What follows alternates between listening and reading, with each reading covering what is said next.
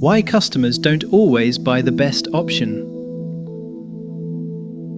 A lot of business owners quietly believe that if they do the best work, customers will recognize it and buy accordingly. Sometimes that happens, but very often it does not. And that can be one of the most frustrating things about running a small business. Because from the owner's point of view, the logic feels obvious. If the work is stronger, if the quality is better, if more care has gone into it, if more thought sits behind it, then surely the customer should see that and respond. But customers do not always buy the best option. At least, not in the way the seller means best. Because customers are not simply buying effort. They are not always buying technical merit. They are not always buying the thing the owner is most proud of. They are buying what they believe will help them, reassure them, suit them, or feel worth paying for. In other words, value is not just what you put in. It is what the customer believes they are getting out. So in this video, I want to explain why customers do not always buy the best option, and what small businesses need to understand about value if they want to be chosen more often. One of the first problems here is that owners are naturally very close to their own effort. They know how much thought went into the work. They know where they went the extra mile. They know the standards they hold themselves to. They know the detail the customer may never fully see. And because of that, it is easy to assume that effort will somehow announce itself, that quality will be self-evident, that the better option will naturally win. But that is often not how buying decisions work. Customers usually make decisions from the outside in, not the inside out. They are not standing inside the business admiring the care, the process, or the craftsmanship the way the owner is. They are looking at the offer from their own angle. They are asking, what does this do for me? How clear is it? How relevant is it? How confident does it feel? Do I trust it? Does it seem worth the money? Does it feel easier to choose than the alternatives? That is a very different set of criteria, and it means that a technically stronger business can still lose to a weaker one if the weaker one communicates value more clearly. That is the awkward truth. Being better is not always enough, because better in the owner's mind and more valuable in the customer's mind are not always the same thing. A business can be excellent in ways the market does not fully recognize. A service can be thoughtful in ways the buyer does not know how to assess. A product can be genuinely superior and still feel less compelling if the value is unclear, the message is weak, or the offer creates friction.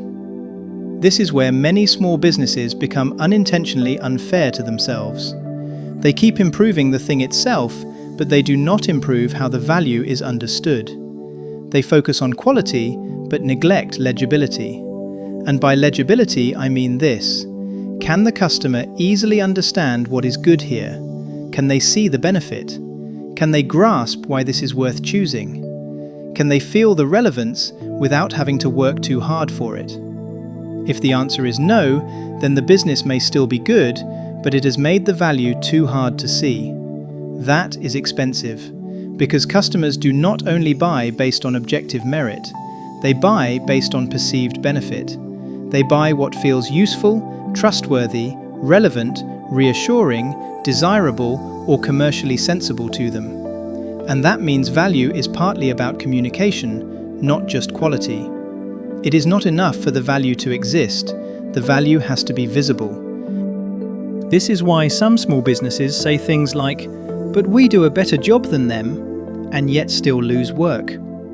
That may be completely true, but if the business has not made that difference clear in a way the buyer can feel quickly, then the stronger work does not automatically win. And that is not always because the customer is foolish. Sometimes it is because the business has asked the customer to do too much interpretive work. It has assumed they will connect the dots. It has assumed the value speaks for itself. Very often, it does not. So what is the better way to think about this? I think the first step is to stop assuming that effort equals value in the eyes of the market. Effort matters, quality matters, doing good work matters, but the market responds to perceived value, not private effort. So the real question becomes, how do we make the benefit clearer? How do we explain the outcome more effectively? How do we reduce friction in understanding what makes this worth buying? How do we make the value easier to recognize, not just truer in theory? Those are much better commercial questions, because once a small business starts thinking that way, it becomes easier to close the gap between being good and being chosen. That is the real aim, not just to be excellent in private, but to be recognizably valuable in public. That is a very different thing, and for many small businesses, that shift changes a great deal. It improves messaging, it improves positioning, it improves pricing confidence, and it helps the business stop assuming that quality alone will carry the whole burden. So yes, customers do not always buy the best option, but often that is because best has been defined too narrowly by the seller. A better question is not just, are we better? It is the value of what we do clear enough, relevant enough, and visible enough to be chosen? That is the more useful question. If this kind of practical small business thinking is useful to you, I have built the Small Business Advantage Audio Field Guide for busy small business owners who want clearer thinking on value, pricing, positioning, promotion, and risk. You can explore it at TradShack.com.